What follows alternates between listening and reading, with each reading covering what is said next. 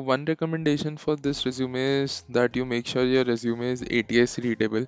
If you're not aware what is ATS readable or how to check it, you can quickly watch the intro video for the series. Also, I found some grammatical errors, so make sure you run a grammar checking tool on your PDF once.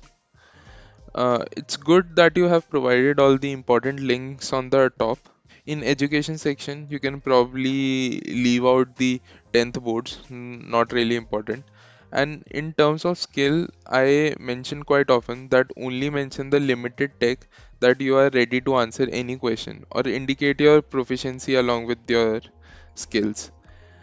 So that way the interviewer actually knows that what level of questions they can ask and how deep is your knowledge.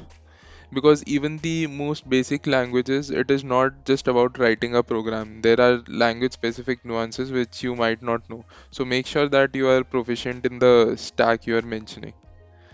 Coming to the experience section, the experience mentioned in internships is very generic.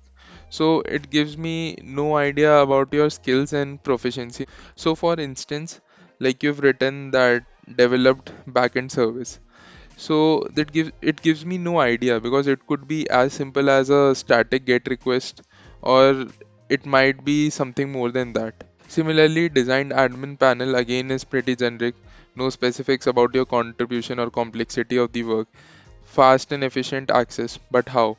So try to be more concrete. A good rule always is that you mention the problem being solved, your solution or contribution, and finally its impact.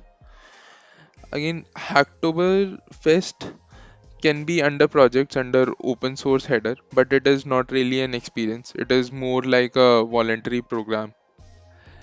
With the project section, also I have a little problem. So in projects as well, I'm not getting any idea about the problem being solved, complexity of the project, or your specific contribution. Module names are there, but there is no context or info. So module names are not intuitive enough by themselves to provide all the info I'm looking for. So tech stack could have been a one-liner if space was an issue, but just keep in mind that you need to provide as much info as possible to convince the recruiter or interviewer to shortlist the resume.